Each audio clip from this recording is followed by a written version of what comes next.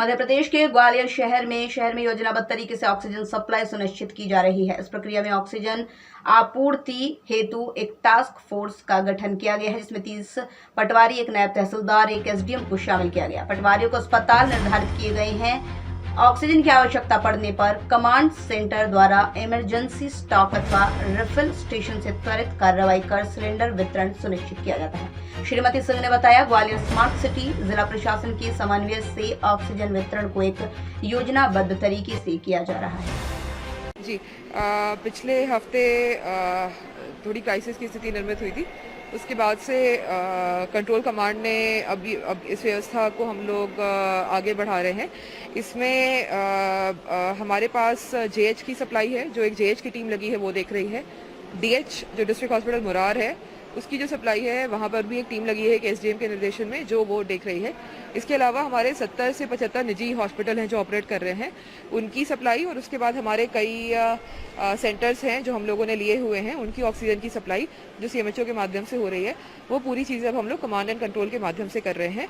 ये जो निजी हॉस्पिटल हैं और सीएमएचओ की जो सप्लाई है उसको देखने के लिए अभी एक एसडीएम और 2 नायब तहसीलदार की ड्यूटी, साथ में हमारे पटवारियों की ड्यूटी लगा दी गई है। तो इस प्रकार से व्यवस्था जमाई गई है।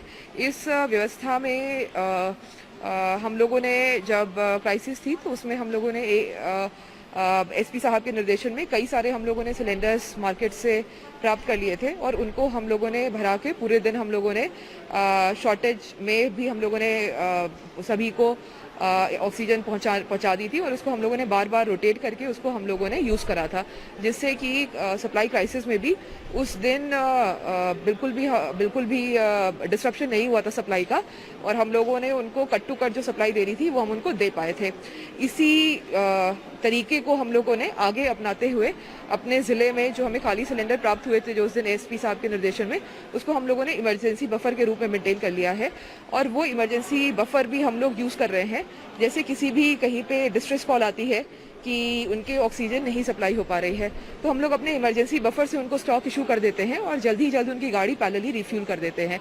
हमारे यहाँ अभी ऑक्सीजन आ गई है आज की स्थिति में और हमारी सप्लाई में अब उतनी दिक्कत नहीं है।